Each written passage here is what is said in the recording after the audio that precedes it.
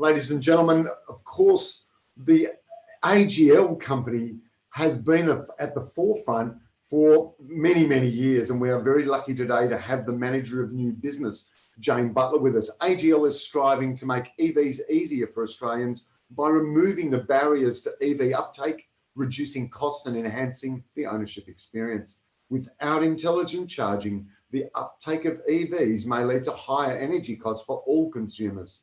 Learn how AGL is seeking to define the path forward for EV orchestration in Australia by adding EVs to our virtual power plant and harnessing the benefits of EVs for all consumers.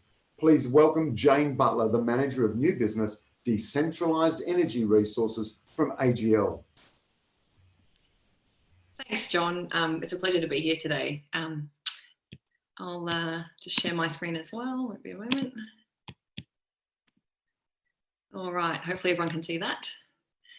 Okay, great. So look, John's already introduced me. I'm from the Decentralised Energy Resources, or DER team, which is the team at AGL that are building our virtual power plant, or VPP. I've just used two acronyms, and I promise I will try throughout my presentation not to use energy nerd acronyms if I can. So, sorry, just trying to get to the next slide. There we go. So, bit of background first. AGL in the EV space. So, you know, as John mentioned, we're taking a leadership position in this space, particularly in the last 5 years. We launched in 2016 our $1 a day all-you-can-eat EV plan, for those who might remember that, which was the first of its kind in Australia. And also in 2016, we launched our virtual power plant in South Australia, which was also a first of it at the time in Australia. And so that project's been in place, you know, for a number of years now. And through that project, we've been able to demonstrate that stationary batteries, if they operate as part of a wider energy network, can actually create additional value, and we can share that value back with customers. So it actually creates a win-win solution. If you have a look at that graph, you know, today the small amount of battery storage that we do have today on the grid is fairly dominated by stationary residential batteries, and that's largely through government subsidies, you know, in that space. But if you have a look at the next 10 years, you know, the growth in storage from electric vehicles is just going to dwarf the growth, you know, which is also significant in the stationary battery market.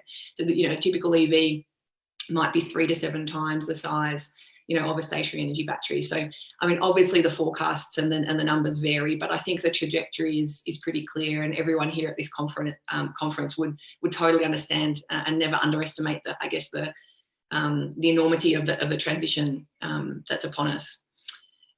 So with that, is that a problem or an opportunity for the grid?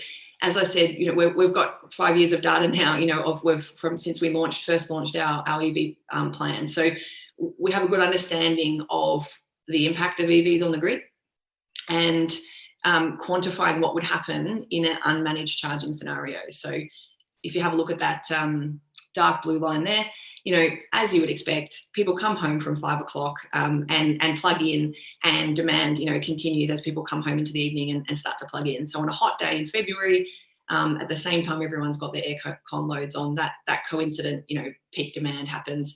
I don't think that's news to many people who are here today.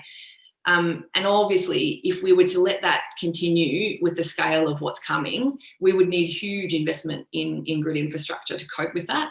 And that investment would end up costing all consumers. But look, demand management isn't necessarily a new problem. I mean, the energy industry has dealt with things like this before. I'm sure many of you are aware of you know, electric hot water and, you know, off-peak controlled load charging at night. Everyone will be quite familiar with that, but that's a 50-plus-year-old, you know, technology. What has changed is, you know, that last 50 years that technology has changed and customer expectations have changed. So something like 80% of our EV customers also have solar. So the idea that there's a simple solve for this problem where you simply take that energy and you push it into the off-peak at night isn't necessarily the right answer here.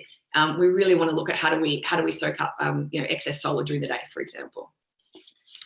So what's AGL doing in this space? we're very pleased to have just launched in the last couple of weeks a pretty ambitious trial, also through ARENA, so the Renewable Energy Agency.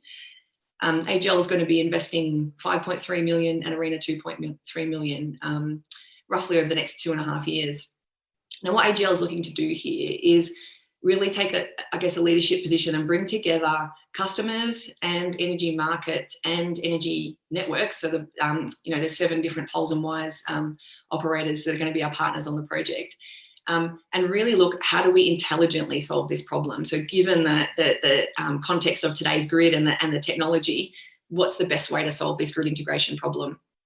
So in terms of technology, the largest cohort of customers, 200, are going to be using a smart charging station. That's a proven technology. I'm sure many of you, are familiar with it. And through that larger cohort, what we're looking to do is actually quantify the value in dollar terms of intelligently charging, EVs. So that might be through the impact on the grid and potential avoided infrastructure costs, but also through obviously energy markets and not charging when the price is high and charging when the price is low. So that's, I guess, the quantitative aspect of the trial.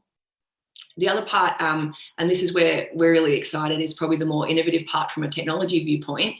The next 2 technologies, are really quite new, and particularly for the energy industry. So the vehicle API integration is where instead of talking to the hardware of the charger, we're actually talking to the car itself. So that's really exciting and something that's new in Australia. And vehicle to grid, similarly, we've just heard a lot about the background of vehicle to grid from Laura, which is fantastic. The REVS project is really looking at a fleet application and the use cases there.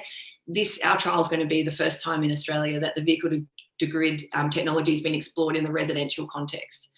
So we're going to be linking up with the REVS trial as much as possible from a technology viewpoint, but our lens is going to be the residential lens and how consumers can benefit from charging their car from their own home solar, and what does that mean for actually getting them to be able to connect to the network and potentially then exporting to the grid and earning revenue from that. So a key part will be working with our network partners on how to effectively integrate that technology in a residential context. So what we're really looking through this trial is by bringing the customers, the network partners, the energy markets, and all together, is really, I guess, challenging the industry for solutions here in terms of some of these more innovative technologies and really pushing the envelope on could these be the answers to how we more intelligently solve the demand management challenges ahead of us. So how are we actually doing that? So the customers that are going to be participating in the smart charger cohort, they're going to be getting a free smart charger that's going to be supplied and installed through our partner JetCharge. And the customers in the vehicle to grid part of the trial will be getting a heavily subsidised charger, also supplied and installed by our partner JetCharge. So those hardware components will be talking to the ChargeFox cloud, which will then connect to the AGL's virtual power plant. So all of the users will have their own app where they can set their preferences around how they want to be able to manage their charging. So we want to make sure that at no time are we compromising the way anyone's actually using their vehicle. Customers will also have an opt-out function at any time that they can opt out of the managed charging if it doesn't suit them. Now, the vehicle API part is similar, but obviously there's no hardware at the customer's home. So what we're doing is we're looking for Tesla owners who want to be part of this trial. Our partner Flex Charging, who is a US-based company, will look to connect the customer's Tesla car app with the Flex Charging app, so that we can manage when the charging starts and stops. The really great part about that is that we can also see what the car state of charge is. So potentially we can do even smarter things by having access to the car's intelligence than just by having access to the charger's intelligence. So that's a very exciting part of the trial. Obviously challenging as well. It's new technology, and when talking to the car itself, there's a spatial dimension, and we need to make sure that we're only managing the charging, obviously, when it's at the location specified. So that really interesting part of the trial there. So all of this technology is all going to be aggregated up into our virtual power plant, and then obviously through the virtual power plant we get access to energy price information. and then we'll be feeding back regular bill credits to the customers to be part of the trial. So why get involved? Obviously, there's a free or subsidised charger for the customer. There's potentially more cash by the bill credits and carbon offsets involved. But we're really interested in, I guess, what other motivators there might be for customers. Are customers interested in helping solve this challenge for all Australians? What motivates customers? We're going to be doing a lot of customer research, and we're really keen to talk to customers as part of this trial about what's motivating them. And so we have done a little bit of previous research in this space, and we do understand that the environment is a huge driver for a lot of EV early adopters. And our trial is going to be really looking at that aspect. So we're going to be looking to address questions like, how can EVs help bring more renewables into the grid? How can EVs soak up more excess solar? When we talk about intelligent charging, we're not talking about simply just moving charging to a set time of day every day. We're going to be looking at you want to be able to soak up excess solar, but maybe you're not home during the day. Maybe you have a stationary battery that soaks up that excess solar, and then you'd prefer to charge, off your own battery at night. Maybe you drive to work and would like to charge at work. Maybe you'd like to try charge your car at night when there's excess wind energy. So we're going to be looking at all of these factors and really trying to understand, I guess, when to charge EVs at not only the most economical time, but the most green time, which is a really interesting challenge. Interestingly, part of our previous research, it's probably no surprise to anyone on this conference that at the moment the most prevalent group who are purchasing EVs are retired engineers. We just love engaging with our customers, and in particular engage customers who manage their own energy use and then send us their spreadsheets. Absolutely love it, and we nerd out completely with our customers who are part of our trials, and it's fantastic. But what we also want to do through this trial is say, how can we solve this challenge so that it suits everyone? Not everyone is a retired engineer, so how do we make this mainstream? How does managed EV charging become easy and simple for everyone, and just something that everybody does? Lastly, I couldn't finish without having a plug for our EV subscription service. So some of you might have seen there was some media about this recently, which was, I think, called the Netflix of EVs. It's a flat weekly fee with no lock-in contract, and might be a great way to get behind and try an EV before you buy. So I couldn't resist doing a presentation with that, giving a bit of a plug for our EV subscription service.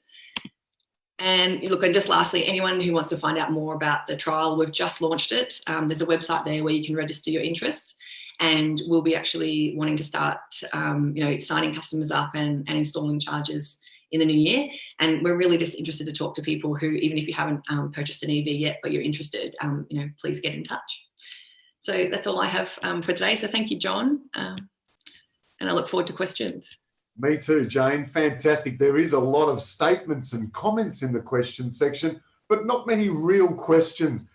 How exciting it is for me. When I was young, television was black and white, and our Australian gas and light bill came.